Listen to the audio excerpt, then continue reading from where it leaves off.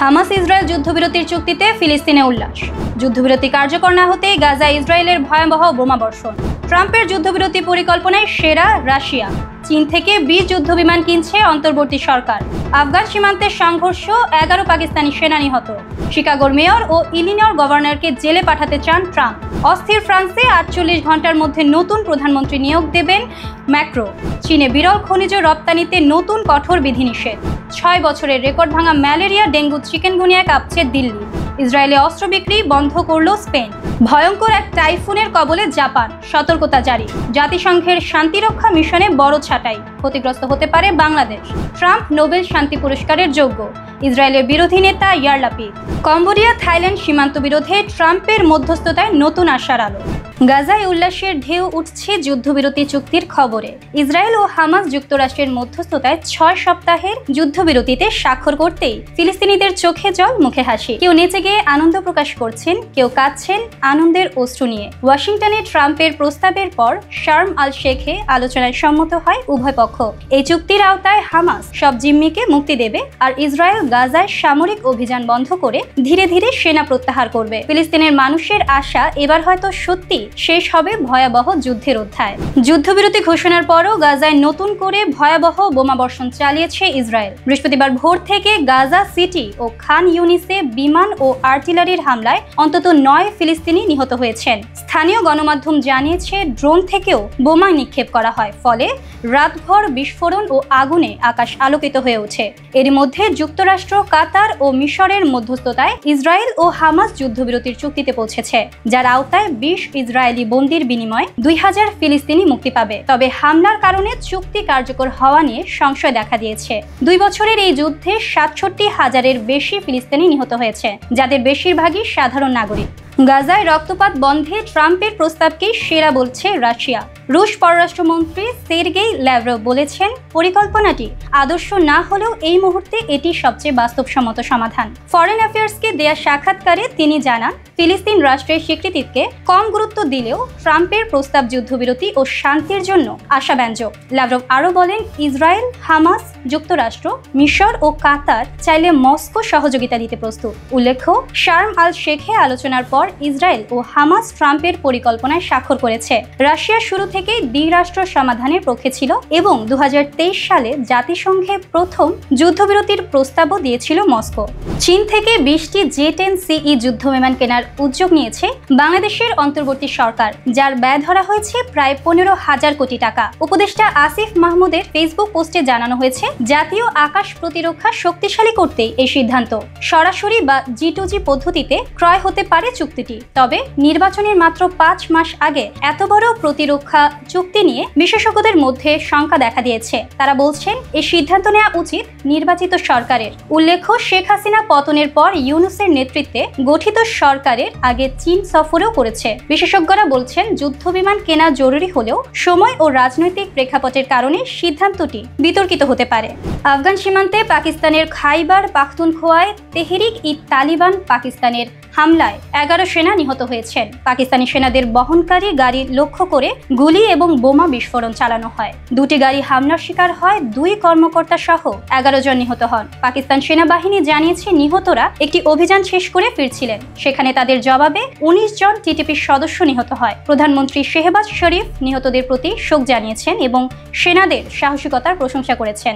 যুক্তরাষ্ট্রের president Donald Trump শিকাগোর mayor Brandon Johnson ও ইলিনয় গভর্নর জেবি প্রিৎজকারকে জেলে পাঠানোর দাবি জানিয়েছেন। ট্রাম্পের অভিযোগ, এই 2 ডেমোক্রেট নেতা ফেডারেল অভিবাসন কর্মকর্তাদের সুরক্ষা দিতে ব্যর্থ হয়েছেন।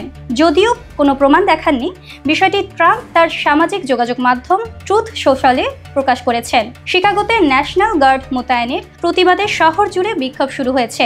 মঙ্গলবার কয়েকশো সেনা শহরে প্রবেশ করে অবৈধ অভিবাসীদের দমনের নামে অভিযান চালাচ্ছে। সম্প্রতি গভর্নর প্রিৎজকার ও শিকাগো প্রশাসন যৌথভাবে ন্যাশনাল গার্ড মোতায়েনকে অবৈধ ঘোষণা করতে আদালতে মামলা দায়ের করেছেন। আজ এ মামলার শুনানি হওয়ার কথা রয়েছে। ফ্রান্সের রাজনৈতিক অস্থিতিশীলতার মাঝে আগামী 48 ঘন্টার মধ্যে নতুন প্রধানমন্ত্রী নিয়োগ দেবেন president Emmanuel Macron. Elysee presidential প্যালেসের এক কর্মকর্তা রয়টার্সকে জানিয়েছেন, পার্লামেন্ট ভাঙার বিপক্ষে অধিকাংশ আইন প্রণেতারা তারা স্থিতিশীলতা চান। 31 ডিসেম্বরের মধ্যে নতুন বাজেট পাশের কারণে পার্লামেন্টকে স্থিতিশীলতা অপরিহার্য। গত 6 অক্টোবর পদত্যাগ করছেন প্রধানমন্ত্রী সেবাস্টিয়ান লেকার্নো, যিনি ম্যাক্রোর বিশ্বস্ত অনুসারী ছিলেন। লেকার্নো মাত্র 27 দিনের দায়িত্ব ও 14 ঘন্টার মন্ত্রিসভা গঠনের পর পদত্যাগ করেন। তার পূর্বসূরীরাও আস্থা ভোটে হেরে বিদায় নিয়েছেন। জনগণ ও বিরোধীরা বাজেট কাটছাঁট নিয়ে ক্ষুব্ধ, তাই লেকার্নোর পরামর্শে ম্যাক্রো দ্রুত নতুন প্রধানমন্ত্রী নিয়োগের সিদ্ধান্ত গ্রহণ করেছেন, যা শিগগিরই বাস্তবায়িত হবে। চীন বিরল খনিজ রপ্তানিতে আরও কঠোর বিধিনিষেধ আরোপ করেছে। দেশটি বাণিজ্য মন্ত্রণালয় জানিয়েছে, খনিজ আহরণ, প্রক্রিয়াজাতকরণ ও চুম্বক তৈরির প্রযুক্তি শুধুমাত্র সরকারের অনুমতি নিয়ে বিদেশে পাঠানো যাবে। অস্ত্র নির্মাতা প্রতিষ্ঠান ও চিপ শিল্পের কিছু কোম্পানিকে রপ্তানি লাইসেন্স দেয়া অত্যন্ত সীমিত হবে। চীনা কোম্পানিগুলো অনুমতি ছাড়া বিদেশে প্রতিষ্ঠানের সঙ্গে খনিজ সম্পর্কিত প্রকল্পে অংশ নিতে পারবে না। 17টি বিরল খনিজের মধ্যে নিউডিমিয়াম শক্তিশালী চুম্বক তৈরি ও উচ্চ প্রযুক্তি পণ্যে ব্যবহৃত হয়। বিশ্ব উৎপাদনের 61% এবং প্রক্রিয়াজাতকরণের 92% চীনের নিয়ন্ত্রণে। এই সিদ্ধান্ত মার্কিন বিশ্ব বাণিজ্যে ও শুল্ক আলোচনায় উত্তেজনা সৃষ্টি করতে পারে। নয়াদিল্লি চলতি বছর ম্যালেরিয়া, ডেঙ্গু ও চিকেনগুনিয়ায় ভয়াবহ পরিস্থিতির মুখে। অধিক বৃষ্টিপাতের কারণে মশার বিস্তার বেড়ে রাজধানী এবং সংলগ্ন এলাকায় এই 3 রোগে আক্রান্ত সংখ্যা ছড়িয়ে পড়েছে। দিল্লি মিউনিসিপ্যাল কর্পোরেশন তথ্য অনুযায়ী 29 আগস্ট থেকে ম্যালেরিয়ায় 371 জন, ডেঙ্গুতে 759 জন এবং চিকেনগুনিয়ায় 61 জন আক্রান্ত হয়েছেন। 2021 সালের তুলনায় ম্যালেরিয়া আক্রান্তের সংখ্যা 5 গুণ বৃদ্ধি পেয়েছে। স্বাস্থ্য বিশেষজ্ঞরা সতর্ক করে বলছেন, জ্বর, মাথা বা মাংসপেশিতে ব্যথা হলে দ্রুত রক্ত পরীক্ষা করাতে হবে এবং রোগ ধরা পড়লে অবিলম্বে চিকিৎসা শুরু করতে হবে। ডেঙ্গু এখনও নিয়ন্ত্রণে থাকলেও আক্রান্তের সংখ্যা দিন দিন বেড়েই চলেছে। গাজার উপর ইসরায়েলের বর্বর হামলার প্রতিবাদে স্পেন ইসরায়েলের সঙ্গে সব ধরনের অস্ত্র বাণিজ্য স্থগিত ঘোষণা করেছে। স্পেনের সংসদে প্রস্তাবটি আনুষ্ঠানিকভাবে পাশ হয়েছে। সরকারের সিদ্ধান্ত অনুযায়ী ইসরায়েলের সঙ্গে কোনো অস্ত্র বা সামরিক প্রযুক্তি বেচাকেনা করা যাবে না। এছাড়া সামরিক সরঞ্জাম বা জ্বালানি বহনকারী জাহাজ ও বিমান স্পেনের বন্দর বা আকাশসীমা ব্যবহার করতে পারবে না। প্রধানমন্ত্রী পেদ্রো সানচেজের সরকার আগেও গাজার যুদ্ধকে কেন্দ্র করে কিছু নিষেধাজ্ঞা আরোপ করেছিলেন। বামপন্থী পোদেমোস দল প্রস্তাবকে সমর্থন করলেও রক্ষণশীল ও ডানপন্থী দল তা বিরোধিতা করছে। অর্থমন্ত্রী ও রক্ষামন্ত্রী জানিয়েছে, এটি আন্তর্জাতিকভাবে স্পেনের শক্ত অবস্থান প্রদর্শন। জাপানকে ঘিরে ভয়ঙ্কর টাইফুন হালং আঘাত হেনেছে।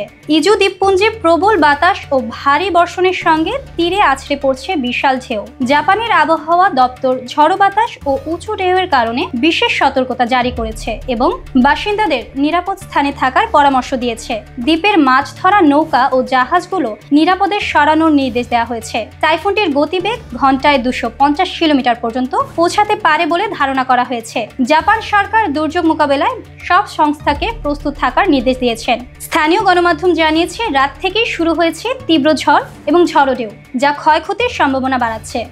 জাতিসংঘ বিশ্বব্যাপী 9টি শান্তিরক্ষা মিশনে আগামী কয়েক মাসে সৈন্য ও পুলিশ সহ প্রায় 25% কর্মী ছাঁটাই করার সিদ্ধান্ত নিয়েছে। অর্থের ঘাটতি এবং যুক্তরাষ্ট্রের ভবিষ্যৎ তহবিল অনিশ্চয়তার মূল কারণ।